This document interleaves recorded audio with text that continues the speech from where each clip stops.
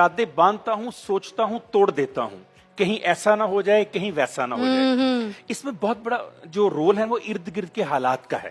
मेरे उस्ताद थे डॉक्टर मंजर मुफ्ती साहब, उनका बड़ा खूबसूरत शेर है इसके ऊपर।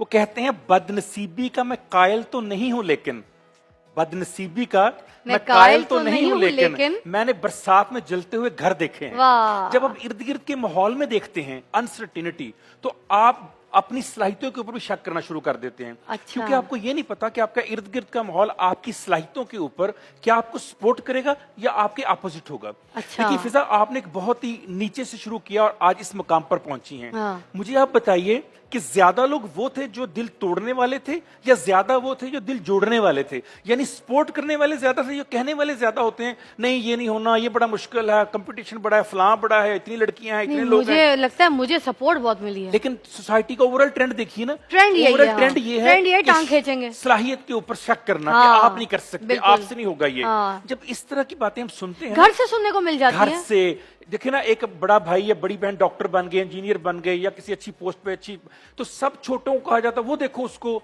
तुम में कोई सलाहियत नहीं। हाँ। अब वो बच्चे के अंदर शक तो आपने बचपन में ही डाल दिया। अच्छा, एक घर बीज से। है ना, घर के माहौल में माँ ने, बाप ने, इर्द गिर्द के मुआशरे ने, अच्छा। टीचर ने, मदरसे ने, मस्जिद के मौलवी ने शक डाला, हाँ। तो फलां इतना अच्छा तुम नहीं।